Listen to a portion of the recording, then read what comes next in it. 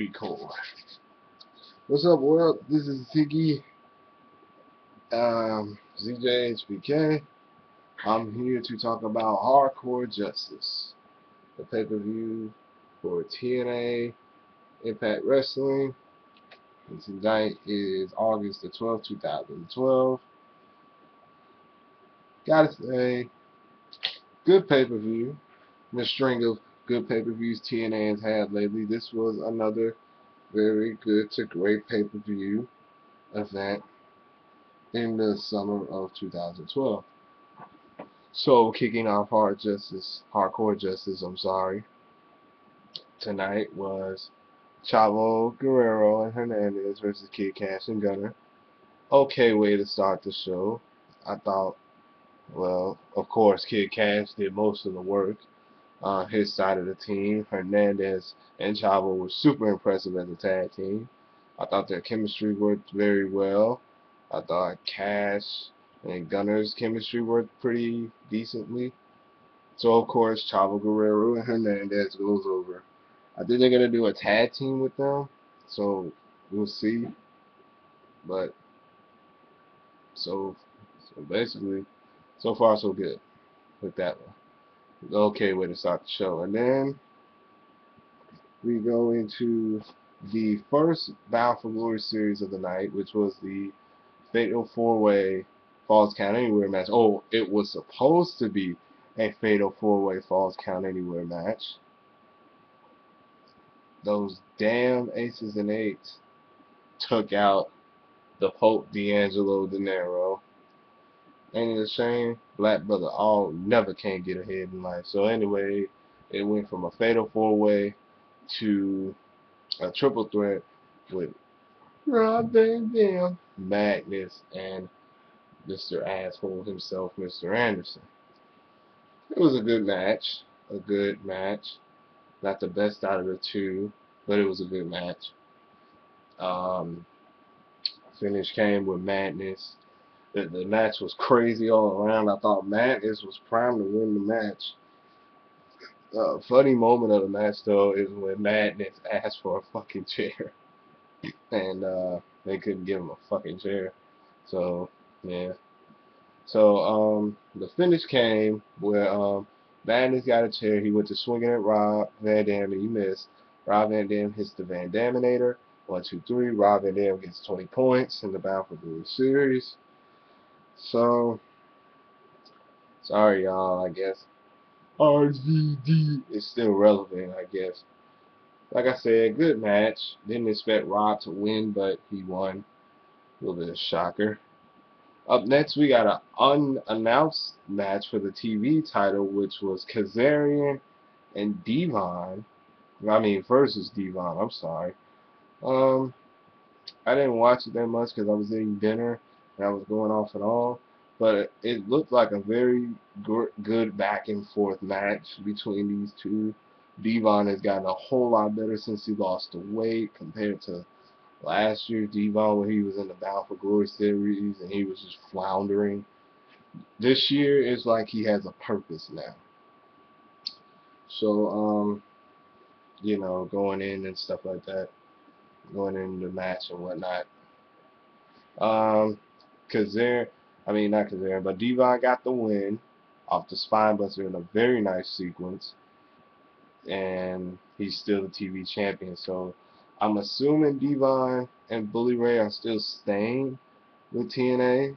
I'm not sure, but hey, maybe they're staying. I don't know. I hope they do because their run as singles wrestlers has been very good so far. Been great so far, actually. So moving on to the Fatal 4-Way Tables match. If I got this order wrong, I'm sorry. Wait, was it the Fatal 4? Yes, it was the Fatal 4-Way Tables match first, but then we got a backstage interview from Madison. From me. Madison Rain, Goatface. Um, yeah, talk about how Earl Hebner was leh, I guess. I don't really care about this. Whatever. So we go to the Fatal 4-Way Tables match, which was Jeff Hardy, Robbie Ebro, James Storm, and Bully Ray. And the interesting thing about this match was Aces and Eights issued out a warning that they were coming for Bully Ray in this match. Match was very fast paced and batshit crazy out of control. A lot of good little table spots. There was one table spot in particular where Jeff Hardy and James Storm were going to double suplex Bully Ray. Robbie E moved the table out of the way, but it didn't seem to move quite enough because Bully Ray hit his fucking elbow on the table. They were like chants of "you fucked up, you fucked up." On the side note, the crowd was very energetic the entire night, which was very good. Usually, sometimes the Impact Zone is dead. Look up Hardcore Justice 2011 last year. So anyway, yeah, Bully Ray fucked up his elbow a couple of minutes into the match. The match was pretty good. It was batshit crazy. Robbie E fucked himself by trying to elbow Jeff Hardy, but Jeff Hardy moved. And then out came Aces and Eights. And from the way they were involved in this, it's like they basically said, James Storm, you one of us, brother. He gave him the thumbs up and all that type of shit. James Storm hit the super kick on both Bully Ray and Hardy because it looked like James Storm was going to win, but Bully Ray took advantage of that and powerbombed the fuck out of Jeff Hardy. Poor Jeff Hardy just got put right through that table. That led to Bully Ray getting a win and getting the 20 points. I kind of expected Bully Ray to win because he's the master of tables matches or something, but not in that way, I guess you can say. So anyway, we move to the clunker of the night, in my opinion, which was the Knockouts Championship match, which was Brooke Tessmacher versus Madison Rain. Like I said, it was a clunker of the match. Not saying it was bad or anything. It was just, meh. It was just, what the fuck? This stupid ass storyline with Earl Hebner and Madison Rain needs to, this needs to end. Like, what the fuck, man? Come on. This is bullshit. Like, come on now. You gonna end Tessmacher's reign as Knockouts champ, all in the favor of a fucking storyline that nobody gives two fucks about at all. So your winner in this, well, of course, was Madison Rain. Earl Hebner counted to 3, didn't see her. Hand was on the second rope or whatnot. Please put that belt back on Tessmacher. Please. Please, TNA. You were doing so good. Please. Please. Thank you. No hate to Madison Rain, but nobody gives a fuck about this feud. I mean, nobody gives a fuck about the storyline at all. Period. So, moving on. Sorry. Moving on. We had the X Division Championship, which was Kenny King versus Zima Ion. Zoltan. Zima Ion, ladies and gentlemen. It was a good back and forth match. I'll give it that. Damn. I liked this match, but at the same time, I was disappointed that Kenny King, my boy, didn't come through. Fuck. The ending of the match was pretty nice. The sequence where Kenny went for that sunset flip, coming off the corner, springing off the corner, going into the sunset flip. Zima countered into the Gory Bomb, which led to him getting the pin and the win. I thought that kind of ended very suddenly, but again, still a pretty good back and forth match. So then we get to the Fatal 4-Way Ladder match. Oh boy, was this good. You had Kurt Angle, Christopher Daniels, AJ Styles. This basically you had the 4 top MVPs of TNA at this point. And oh boy, was it a good one. Oh. Could you expect less out of these 4? Really? Really? Of course, it started out with everybody fucking up Daniels in some sort of way. It was funny as all hell. Then it kicked off, like really kicked off. Joe pooned in this whole match. Kurt pooned, of course, in this whole match. AJ and Daniels being beasts in their own little way. Christopher Daniels fucking up Kurt Angle's nuts with the ladder and shit. AJ Styles doing his own little thing. The finish was very shocking, but at the same time, it was very good. AJ Styles sprinted up the top rope and got the win. I was like, the fuck? I'm thinking Joe was this whole match. I thought Joe was fucking primed to win this, but TNA shocked the fuck out of me, and that's probably what the theme of this pay-per-view was: shock and awe. You thought you was gonna get this, but you end up getting that. Like, what the fuck is going on here? So, your winner of 20 points, AJ freaking Styles. I say, hey, if it's AJ Styles on the board, so fucking be it. I don't even care. AJ gets a win on a big, not a big pay-per-view, but he gets a win on a pay-per-view, so that's good. So then that leads right into the main event. Immediately, next to the ladder match of the night, Austin Aries versus Bobby Roode. The drama was good, just like the drama at Destination X. The match was good. The match was it moved very fast at first, and then it kind of slowed down, and then it started to pick up again.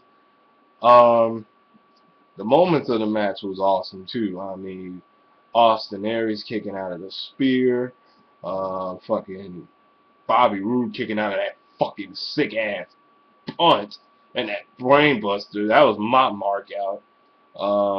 The suplex thing where they both got pinned. I thought it was going to end on a screw job, and then Earl Hebner came out, restarted the match, and then Bobby Roode held on to the title, and then Austin Aries did his little dive, hit the title. I thought that was going to end there, but no, the drama was very good.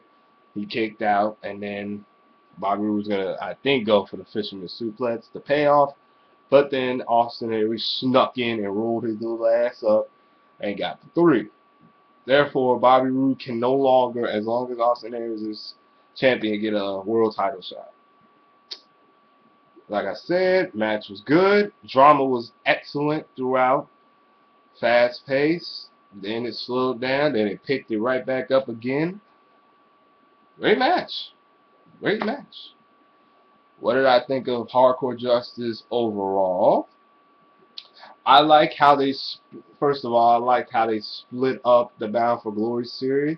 I thought they were gonna put like the first half that was gonna be meh, that you knew was gonna be kind of okay first, then the Bound for Glory series last, next to the world title match. But I like how they split up the Bound for Glory series. Like the ladder match was the co-main event.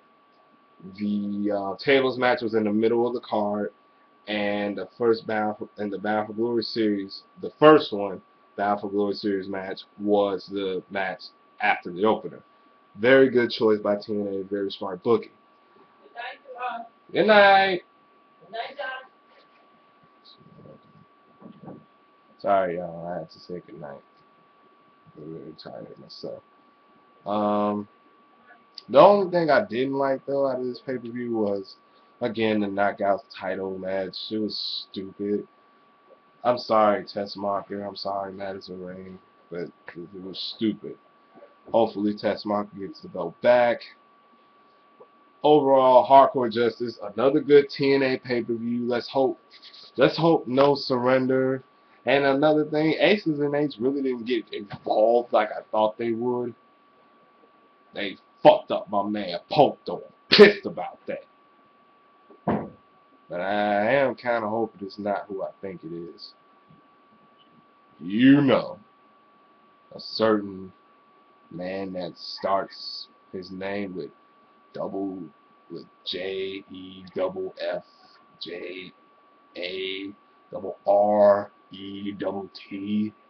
It does this all the fucking time and carries a fucking guitar. I just hope it's not him. So anyway, Hardcore Justice was another good TNA pay-per-view. Let's hope TNA keeps this going. Because ever since like the beginning of 2012, TNA has been getting some good pay-per-views. Very proud of TNA. We can fuck count Lockdown out of that shit, but overall, TNA's been getting some good pay-per-views.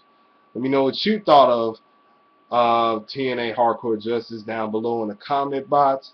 Subscribe up above. ZJHBK is my channel. And if you want to see other stuff besides my wrestling reviews, subscribe to the other channel, Ziggy23 Entertainment. Well, this is ZJHBK. I am out. Hope you enjoyed the pay-per-view, and I hope you enjoyed this review. See ya.